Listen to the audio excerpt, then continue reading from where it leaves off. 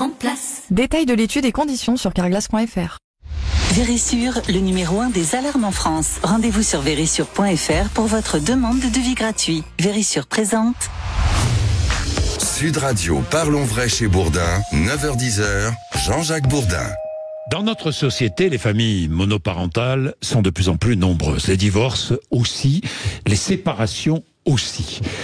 Alors, Emmanuel Macron, dans un entretien accordé au magazine Elle, estime que les deux parents, je dis bien les deux parents, doivent exercer leurs responsabilités à l'égard de leur enfant. C'est un devoir d'être parent, un devoir qui ne s'arrête pas au moment du divorce ou de la séparation, dit Emmanuel Macron. Il avance l'idée d'un devoir de visite en lieu et place d'un droit de visite pour les pères, un devoir d'accompagnement jusqu'à l'âge adulte des enfants. Je veux qu'on puisse ouvrir ce débat qui est au fond à la fois un débat sur la parentalité et un débat sur l'égalité entre les femmes et les hommes, déclare le président de la République. Il y a 1 700 000 familles monoparentales en France. Pour ouvrir le débat, nous l'avons pris au mot, eh bien, avec nous, Fanta Berreté, qui est députée Renaissance de Paris, actuellement en charge d'une mission chargée de trouver des pistes d'amélioration des aides pour améliorer la vie des familles monoparentales. Bonjour. Bonjour. Merci d'être avec nous. Et puis, Josette Elombo, qui est présidente de la Fédération syndicale des familles monoparentales, présidente de l'association Yachad pour les familles monoparentales, à Paris, dans le 14e. Bonjour. Bonjour. Merci à toutes les deux d'être avec nous pour débattre. Alors, les familles monoparentales sont donc de plus en plus nombreuses. Les pères, souvent, les familles monoparentales sont constituées de la mère et des enfants. Beaucoup plus souvent. Vous avez les proportions ? Bien sûr. Quelle est la proportion ? 82% de mamans. 82% de maman et 18% de papa. Ah, c'est ça, les familles monoparentales. Bon, 82% de maman. Les papas ont des devoirs, ont des droits, mais aussi des devoirs. Parce que je veux bien qu'ils aient des droits. Ils ont le droit de visite, ils ont le droit d'autres droits, le droit de participer à l'éducation des enfants, évidemment, mais ils doivent avoir des devoirs. Alors, quels devoirs devraient-ils avoir ? Je pense que le président a eu raison de lancer le débat parce que effectivement, vous l'avez dit, moi je suis en charge d'une mission et puis Josette est à la charge d'une association dans lequel ce sentiment de devoir non exécuté du père revient.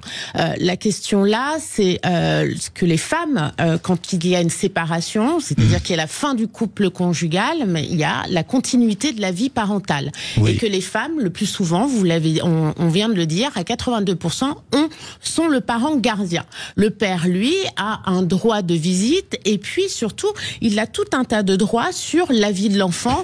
Par exemple, si l'enfant doit subir une opération chirurgicale, on va devoir avoir l'accord du père. S'il y a un redoublement, on va devoir avoir l'accord du père. Par contre, effectivement, face à ces devoirs, il a des obligations. Et quand il doit venir chercher, par exemple, son enfant pour le week-end, combien de fois avons-nous entendu des femmes qui, le vendredi soir, préparaient leurs enfants pour que le père vienne récupérer cet enfant et ont attendu avec l'enfant qui a le sac à dos. Donc, en fait, là, ce que nous disons... Et le père ne vient pas. Et donc, souvent, ce sont des choses qui se répètent et finalement, il y a un délitement qui s'installe tout doucement. Et puis, le lien entre le père et l'enfant ne tient plus parfois qu'à la pension alimentaire. Donc, ce qu'on veut rappeler ici, c'est que non, en fait, quand le couple n'existe plus, il y a le lien parental et que jusqu'à ce que l'enfant soit un adulte, le père va devoir finalement exercer ses devoirs. Très bien, ça, dans l'absolu, c'est très bien. C'est ça. Mais dans la réalité... Mais dans la réalité, c'est pas du tout ça. Oui. C'est pas du tout ça parce que, de toute manière, on ne se sent pas père parce qu'on est père. Oui. Donc, comment... C'est une question d'éducation. À mon sens, c'est déjà une question d'éducation. Inculquer déjà aux hommes et aux femmes aussi, parce que c'est des parents, la responsabilisation de la future famille. Ça, il faut déjà l'inculquer, il faut revenir aux fondamentaux. Mais maintenant, une fois que le père est père, c'est pas parce qu'il est père qu'il se sent concerné par l'enfant. Ça, c'est comme il y a des mères, quand elles accouchent, elles se sentent pas concernées. Un devoir, ça veut dire quoi ? Mais ça veut rien dire pour moi. Ça veut rien dire, parce que ça veut dire une obligation. Ça veut dire quoi ? Ça veut dire une obligation. Une obligation. Voilà. Et comment vous allez contraindre quelqu'un à donner de l'amour, de l'affection, un regard bienveillant à une personne qui n'en a pas envie. Comment on peut faire ça? Alors, nous, ce qu'on dit, c'est que on lance le débat. Et depuis une semaine, que ce soit la presse, que ce soit les associations, les collectifs, tout le monde la parole, tout le monde s'est emparé de ce sujet. Donc là-dessus, effectivement, la question du devoir, il faut revenir aussi sur les chiffres. C'est-à-dire que sur les parents qui sont séparés, effectivement, il y a tout un tas de pères qui exercent leurs devoirs et leurs obligations tout à fait normalement. Je tiens à le rappeler parce qu'en fait, c'est aussi beaucoup de courriers qu'on reçoit. Là-dessus, il y aurait un enfant sur 10 qui, à l'heure actuelle, ne verrait pas son père, en fait, régulièrement. Le travail que nous souhaitons faire, il est là-dessus. C'est-à-dire que en dehors, j'aimerais rappeler aussi qu'on ne parle pas de tous ceux qui ont eu des actes de violence psychique ou physique envers les mères et les enfants. Ça, c'est un point important qui est repris souvent dans les réseaux sociaux. Ils ne sont pas dans notre viseur. L'idée, c'est d'aider à la coparentalité et à garder ce lien de coparentalité. Comment aider à la coparentalité? C'est tout l'objectif, donc, finalement, du travail que nous sommes en train de faire. Nous rencontrons des associations, des professionnels, des gens qui, depuis des années, travaillent sur la question et des sociologues. Donc, le président a ouvert le débat. Pour l'instant, en action concrète, il y a eu cette idée, effectivement, donc, de médiation sociale, familiale, c'est-à-dire à l'aide d'un travailleur social, de pouvoir discuter, même après la séparation, pour voir, en fait, si on peut lever certaines crispations. Les séparations, aujourd'hui, quand vous prenez la décision de vous séparer, vous pouvez, dans la plupart des cas, et surtout dans nos grandes villes, pas vous séparer directement. J'ai envie de vous dire, c'est presque vrai en ruralité. Donc, en fait, vous avez le temps de trouver un appartement, le temps d'arranger les choses. Vous avez une situation qui se dégrade, et parfois, du coup, c'est là, en fait, que les coups de nerfs poussent. Donc, il faut accompagner la séparation. Donc, vous êtes en train de réfléchir sur les solutions pour mieux concerner les pères, si j'ai bien compris. Vous avez des solutions pour mieux concerner les pères, Josette Elombo? Il n'y a pas de solution. Il n'y a pas de solution. La solution, c'est une prise de conscience. La solution, c'est que la société... mais comment sensibiliser les pères? Il faut les sensibiliser en les accompagnant. Il faut les accompagner dans leur devoir de père. La médiation. Et pour ça, il y a la médiation, soit, mais il n'y a pas que... La médiation qui interviendrait après la séparation, après le divorce. Après la séparation, vous avez des parcours de séparation. Il y a également donc le travail des assistants sociaux. Tout ça est important, mis bout à bout. Il y a des gens qui se séparent aujourd'hui et puis qui se disent au revoir et c'est tout. Parfois, il y a besoin d'intermédiaires. Et je pense que là, nous pouvons faire. Et effectivement, je suis d'accord. Malgré la médiation, on ne peut pas forcer un père. Non, on peut pas le forcer. À jouer son rôle de père. Non, on ne pourra jamais, quelles que soient les discussions qu'il y aura sur la table, ça ne sera jamais possible. D'ailleurs, ça peut arriver, une mère. C'est pas possible. Mais le président Emmanuel Macron a dit une phrase, il dit « On a laissé les hommes s'exonérer de leur devoir parental ».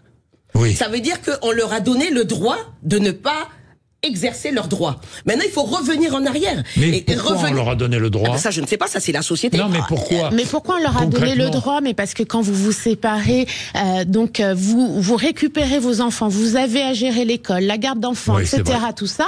Vous êtes complètement focus. Et le père se décharge de toutes les complications. Le père se décharge, le père, lui, de toutes les obligations. Le père, lui, son travail est plus important que la femme, etc., etc. Même dans la vie de couples qui sont unis, parfois, on a ce sentiment que le job du père est plus important. Et finalement, la femme s'efface et prend en charge tout l'accompagnement des enfants. Et petit à petit, écoutez, il vient pas une fois, il vient pas deux fois, il ne répond pas à telle convocation à l'école, il vient pas à la réunion, on laisse passer parce qu'on a plus important à faire, c'est-à-dire faire vivre ses enfants, les éduquer et faire en sorte qu'ils puissent grandir dans les mêmes conditions. Donc oui, le président a raison de dire, il faut rappeler les devoirs. Là-dessus, il y a de la sensibilisation, de l'information, de l'accompagnement qui pourrait être possible.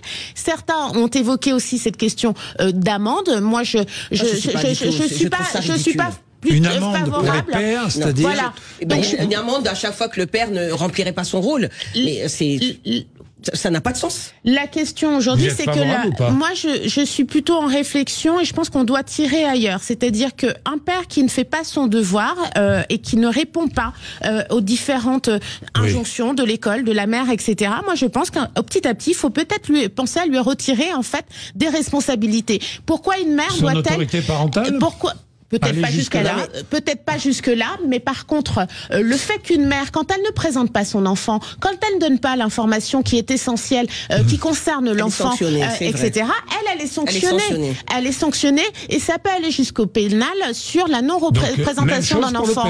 Donc pour le père, je pense que de manière graduelle, on pourrait exonérer la mère d'avoir à y recourir. Bien, on va observer une petite page de pub, c'est très intéressant. Si vous voulez... À tous ceux qui ont élu SoCook meilleure enseigne de cuisine 2024 pour sa qualité de service.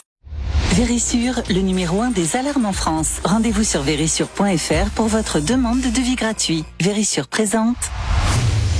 Sud Radio, parlons vrai chez Bourdin, 9h-10h, Jean-Jacques Bourdin. Le rôle des pères. Oui, le rôle des pères. Mais est-ce qu'on pense aux enfants? Parce que moi, je veux bien qu'on concerne encore plus les pères comme les mères. Mais l'enfant, Josette Elombeau? Ben moi je suis un petit peu désabusée, scandalisée parce que dans ce débat on oublie le principal. Parce que s'il n'y a pas d'enfant, il n'y a pas de devoir de père. Oui, oui. Non, donc pendant des années, on nous a bassinés, on nous a endocrinés avec l'intérêt supérieur de l'enfant.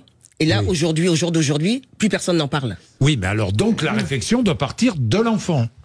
Je pense qu'il faut partir de la base, qui est l'enfant. Parce qu'on ne va pas obliger un père, sanctionner un père, l'obliger à aller voir son enfant alors qu'il n'en a pas vraiment envie. Non, on ne peut pas. Et en plus, il faut réfléchir sur le long terme. Aujourd'hui, on a un débat qui n'est pas inutile, qui est intéressant. Oui, le problème n'est pas là. Mais la vie de l'enfant ne s'arrête pas à ce débat. C'est-à-dire que la vie de l'enfant continue. Maintenant, ce débat-là, si on ne prend pas en compte le paramètre de l'enfant, ça veut dire qu'on ne prend pas en compte les conséquences. Comment faire en sorte que l'enfant considère mieux son père? Moi, je pense que ça, c'est pas la bonne question. Il faut pas isoler la mesure du président comme ça. Elle ne tombe pas comme ça. Oui. On a travaillé sur d'ailleurs le congé de naissance qui a vocation aussi à rendre un peu d'équilibre. Oui. Mais qui n'existait pas. On a le congé paternité qui a vocation, des actions qui ont vocation à faire en sorte que le lien entre l'enfant et le père dépasse aussi. Mais il y en a combien qui le prennent? Comment? Il y en a combien qui le prennent? Alors, on est en progression là-dessus, c'est-à-dire qu'il y a un changement de paradigme. Effectivement, pendant 30 ou 40 ans, le père retournait rapidement, prenait 2 jours, retournait rapidement au travail et la mère, en fait, s'occupait des enfants. Donc là, on est en 2024. On a fait le MeToo, on a fait tout un tas de choses et aujourd'hui, la question est de tenter d'inverser la tendance quand c'est possible. Et encore une fois, cette solution, en tout cas, cette proposition n'ira pas à toutes les familles qui sont en séparation. On dit simplement, on rappelle que le devoir du père est essentiel et que si les conditions sont requises pour que l'intérêt de l'enfant soit supérieur, c'est-à-dire qu'il n'y a pas eu de violence, qu'il n'y a pas de suspicion de violence physique, psychologique, on peut essayer de tendre et d'arranger et de créer la coparentalité. Moi, je pense que de toute manière, ce débat-là, il faut le prendre, la source, parce que là, on nous met le nez dedans. Donc oui, mais on n'a pas attendu l'annonce du président Macron pour se dire qu'il y a des devoirs pour les pères. Oui, donc arrêtons de faire comme si... Josette Elombeau, le problème, c'est comment bien définir le devoir et comment faire en sorte que les pères accomplissent. Mais il y a pas de réponse au comment. Il n'y a pas de réponse.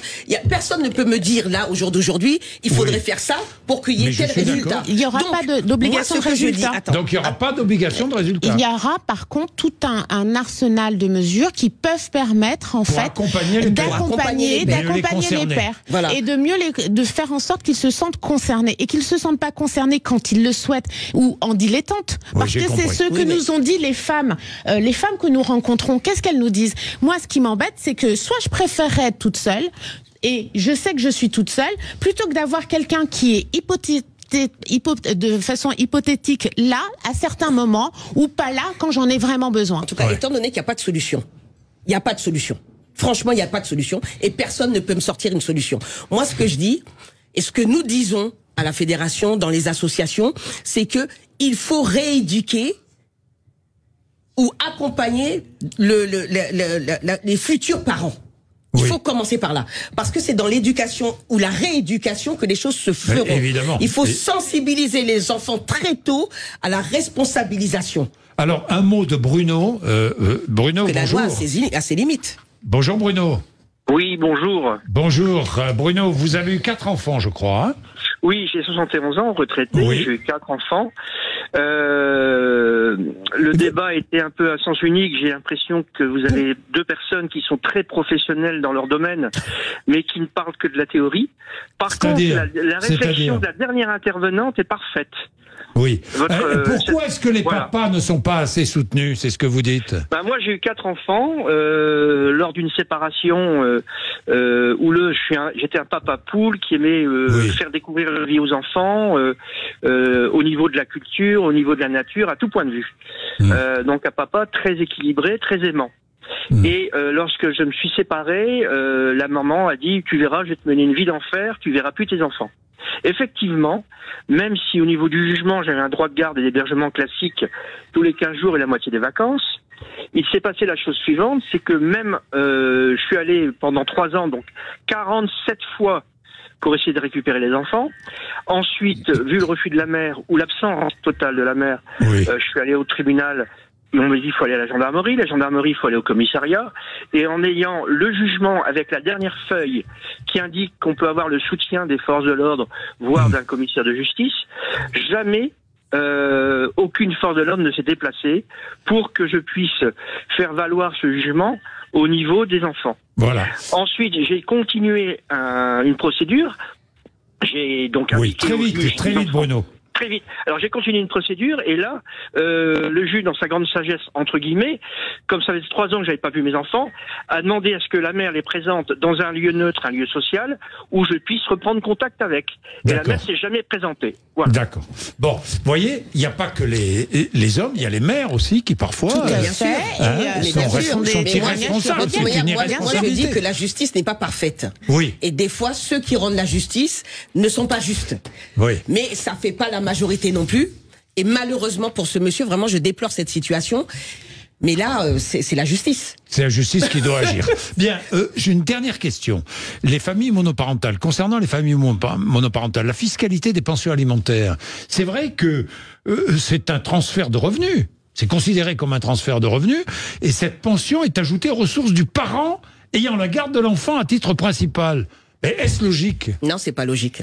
Non, là-dessus, effectivement, on a beaucoup de préconisations dans le cadre des travaux, on en parlait tout à l'heure, transpartisans, que ce soit aussi les recommandations des sénatrices, pour une action là-dessus. C'est-à-dire faire en sorte de sortir, donc effectivement, les revenus de transfert du calcul de la base, notamment des impôts. Donc, c'est un sujet qu'on regarde avec beaucoup de précision, avec Bercy évidemment, parce que c'est à Bercy que cette mesure sera jugée sur l'impact financier. Ce n'est pas à celle ou celui qui touche ses allocations familiales de payer tous les impôts sur ses allocations familiales. Ça me paraît logique. Bien sûr. Mais en fin de compte, ça devrait être partagé, non? La vraie problématique de ce qui se passe, c'est que l'humain doit revenir au centre de nos vies, de nos priorités et de notre société. Eh bien, merci à toutes les deux pour cette conclusion. Merci. Belle conclusion.